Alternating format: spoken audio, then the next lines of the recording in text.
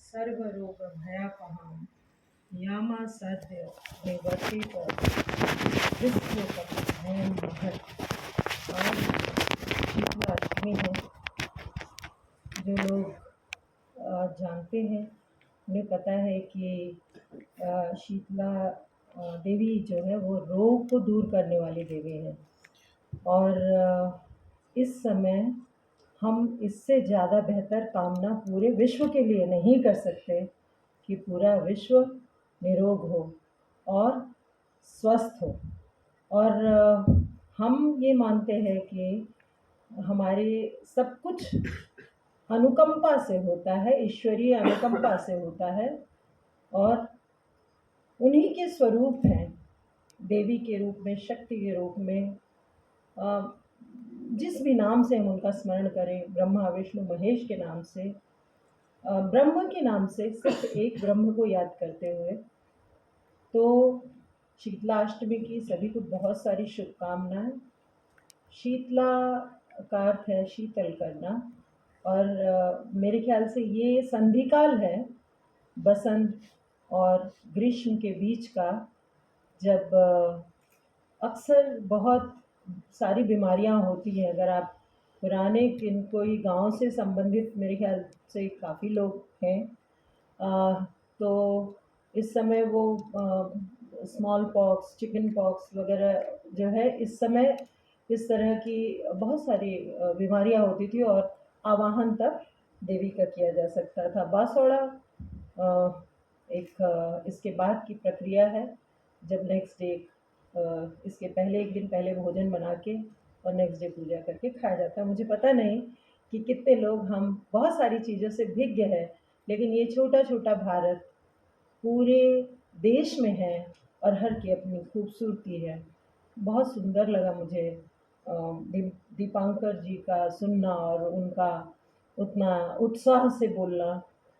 देखिए, मुझे पता नहीं आप पुणे के बाद अभी मिल रहे हैं या पहले भी बीच में मिले हैं, लेकिन मुझे पूरा विश्वास है कि जो आपके कार्यक्रम थे, चाहे वो अनुस्थापन के हो, चाहे पुनश्चर्या के हो, चाहे ओरिएंटेशन हो, या अभी जो हम रिफ्रेशर कोर्स कर रहे हैं, दोनों में ही हमने बहुत व्यापक परिवर्तन किए हैं। पूरा का पूरा कोर्स रीवैम्प कर दिया है। और मुझे लगता है कि मैं चूँकि शिक्षक हूँ, और मैंने जब ये देखा कि 40 वर्षों से हम एक ही तरह के कोर्स कर रहे हैं, जिनकी समय के अनुसार जिनमें परिवर्तित किए जाने चाहिए आवश्यकता अनुसार, तो सबसे पहला काम यही किया कि हम उनको रिवैम्प करें। और मुझे बहुत खुशी है कि हमारे शिक्षक उसी तरह से लाभान्वित हो रहे हैं। मुझे लगता है कि हम पूरी तरह पहले वो उस तरह से जस्टिस नहीं कर पाते थे, न्याय नहीं कर पाते थे शिक्षकों को यहाँ बुला के। लेकिन ये जो हमारे परिवर्तित पाठ्यक्रम है, मुझे पूरा विश्वास है कि इससे आप लोगों को न केवल फ़ायदा हो रहा होगा, बल्कि ये जो नई शिक्षा नीति आ गई है, ये वही कार्य जो हम करते आए थे उसको और बेहद बृहद और बड़े रूप में हम हमारे समक्ष प्रस्तुत करती है कि कितना बड़ा दायित्व है। और अब ये सारे के सारे जो हमारे कल्चर और एस्थेटिक से लेके, आर्ट एस्थेटिक से लेके जो हमारे कार्यक्रम हैं, वो चाहे वो संगीत हो, चाहे वो गीत गाना हो, चाहे वो सर्वधर्म प्रार्थना हो, चाहे वो नृत्य हो, ये सब कुछ अब अलग नहीं है, ये को करिकुलर नहीं है, बल्कि अब ये नई शिक्षा नीति ने इसको करिकुलर बना दिया है। यानी physics, chemistry, mathematics, English, Hindi, Sanskrit, Urdu, जो भी फारसी, जो भी भाषाएं हम पढ़ते हैं, ये उनके ये विषय भी वैसे ही उनके समकक्ष है। और इसीलिए ये कहा गया है कि इन विज्ञान विषयों को क्यों नहीं हम इनसे जोड़ देते हैं, जो हमारे पास उपलब्ध सांस्कृतिक सुंदर सुंदर कार्यक्रम है, ज्ञान है, क्यों नहीं हम उसको अपने इन विषयों से जोड़ते हैं। और नई शिक्षा नीति यही कहती है, अपनी जो लोकल भाषाएं हैं, जो रीजनल लैंग्वेजेस हैं, मैं अभी इनकी पुस्तक देख रही थी, हल्बा जनजाति एवं उनकी लोक संस्कृति। मैं एक दो लाइन आपसे शेयर करूंगी, आपके रोंगटे खड़े हो जाएंगे। इतना खूबसूरत है हमारा देश क्या हम जानने की कोशिश करते हैं? हर के पास कितना सुंदर है, कितना खजाना भरा हुआ है, क्यों नहीं हम उस खजाने को आपस में बाँटते हैं? मुझे बहुत खुशी है इस बात की भी कि जब मैंने आईआईएम में कार्यक्रम किया था, तब मैंने ये सोचा था कि कभी मौका मिला, तो ये आईआईएम के कार्यक्रम सभी सभी शिक्षकों को और विशेषकर हमारे जो राजकीय विद्यालयों से हैं, उनको भी अगर हम उन तक भी ये ले जा पाएँ।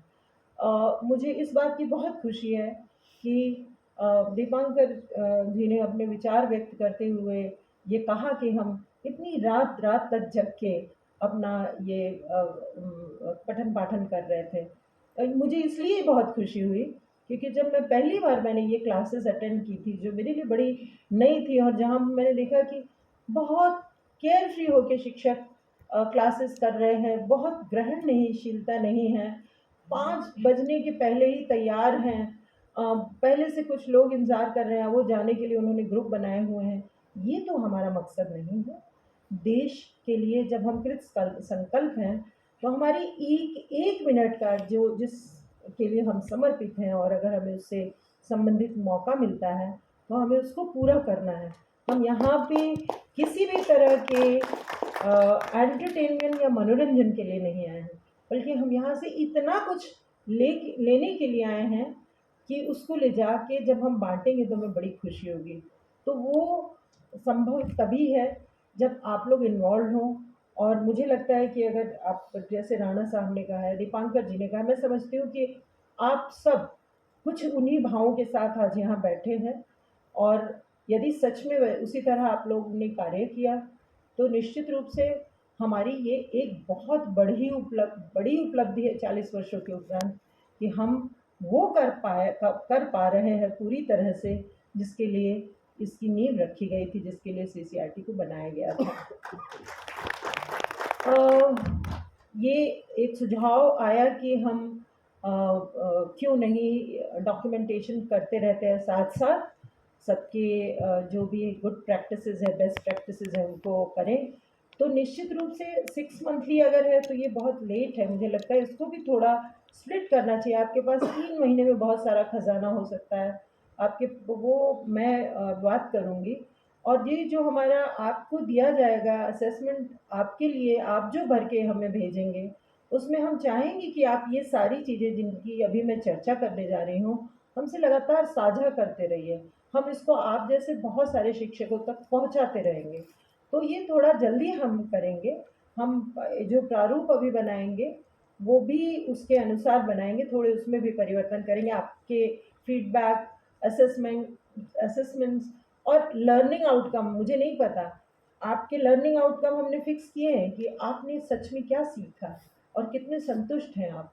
वाक़ई हमारा ये लक्ष्य था कि आपने उसे पाया और अगर आपने पाया तो ये आपके लिए भी है कि आप जब कक्षाओं में जाएँ तो आपके अपने विषय के लर्निंग आउटकम पहले से तैयार हों कि आज मैं कक्षा में जा रही हूँ या जा रहा हूँ और आज मैं बच्चों को ये विषय पढ़ा के जब निकलूँगा तो उनको इतनी जानकारी अवश्य हो चुकी होगी। तो ये आपको भी निश्चित रूप से अपने साथ करते रहना है। कोशिश यही आपकी रहनी चाहिए कि आपकी लर्निंग आउटकम आपकी हर कक्षा के लिए हो।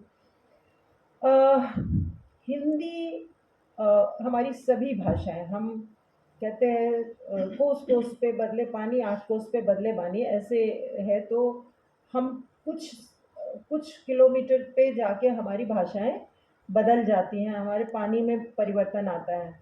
तो सभी भाषाएँ जो हर कुछ कोस पे बदल जाती हैं, वो सभी की सभी भाषाएँ पूज्य हैं।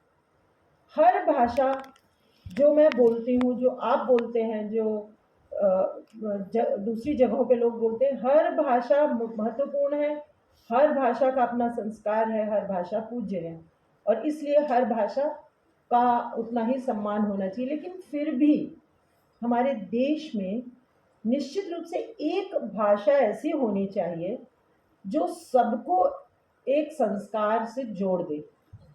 और मुझे लगता है कि बहुभाषी होने के कारण लोग समझते हैं एक भाषा जो समझ में आ जाती है सहज तरीके से, वो हिंदी है। तो चाहे वो नॉर्थ ईस्ट हो, चाहे वो कन्याकुमारी हो, चाहे वो कश्मीर हो, चाहे वो हमारा इधर पश्चिम में चले जाए, महाराष्ट्र उधर का भाग हो, कहीं पे भी नॉर्थ, सब जगह हमें एक ऐसी भाषा की आवश्यकता है जो हम एक सूत्र में बांधे। तो निश्चित रूप से हिंदी नीतिगत रूप से आप लोगों को बताई जाती है कि सीख लीजिए और सिखाइए, और अपनी भी भाषा हमें सिखा के जाइए, और बहुत सारी भाषाएं सीखिए, क्योंकि आप भाषाओं का सम्मान करेंगे, आप हिंदी को समझेंगे, आप उसका सम्मान करेंगे, तो आपके विद्यार्थी करेंगे, आप उन विद्यार्थियों की रचना करेंगे जिनकी बड़ी देश को आवश्यकता है, जहाँ वो ये ना कहे मेरी भाषा मेरा प्रदेश, जो वो कहे हमारी भाषा है और ये हमारा प्रदेश हमारा देश। तो उसकी आवश्यकता जो है उसकी पूर्ति आपके भाव, आपकी सोच और आपके ये जो पठन पाठन हम कर रहे हैं कक्षाओं में उस पे होगी, तो बहुत आवश्यक है। आपने मेरा परिचय जब दिया गया था आपको, तो दिया गया था BSc LLB फ्रॉम BHU, और फिर उसके बाद था MA इन हिंदी। मुझे पता नहीं कितने लोगों ने उस पर ध्यान दिया। MA in Hindi and PhD। मुझे क्या आवश्यकता थी कि मैं MA इन हिंदी करूं? चूँकि दीपांकर जी ने बात की है, और वो एक ऐसे प्रदेश से आते हैं जो हिंदी भाषी नहीं है, लेकिन उन्होंने इसकी आवश्यकता को समझा। तो देश के लिए एक राष्ट्रभाषा अवश्य होनी चाहिए कम से कम, और वो हिंदी होनी चाहिए, मैं ऐसा समझती हूँ। तो बहुत पहले जब हम विद्यार्थी थे, तो ये एक आंदोलन के रूप में आया था कि एक राष्ट्रभाषा हमारे पास होनी चाहिए। हमारे पास एक, कितनों को पता है हमारे पास कोई राष्ट्रभाषा नहीं है? हाँ, बताया जाता है, उसके पहले नहीं पता था ना। हमारे पास राजभाषा तो है, राष्ट्रभाषा नहीं है। हमारे पास होनी चाहिए, और वो राष्ट्रभाषा होने के लिए हमें तो कुछ ना कुछ करना पड़ेगा, अपने से हमें कुछ नहीं मिलता, है ना। माँ अपने जो जो बच्चा है उसके लिए भी कहते हैं कि जब उसको भूख लगती है और वो रोना शुरू करता है, तो माँ को अचानक याद आता है कि उसको भूख लग गई होगी, हमें कुछ चाहिए, तो हमें भी कोशिश करनी है, प्रयास करना है। तो वो उन दिनों ये चल रहा था और मैं उससे जुड़ी हुई थी, और किसी ने मुझे यही टोका कि आप पूरे समय आप लोग इंग्लिश मीडियम में रहते हो और फिर राष्ट्रभाषा आंदोलन से जुड़ जाते हो, ये क्या हुआ? और ये इतनी महत्वपूर्ण बात थी, और इससे मैंने MA हिंदी किया ताकि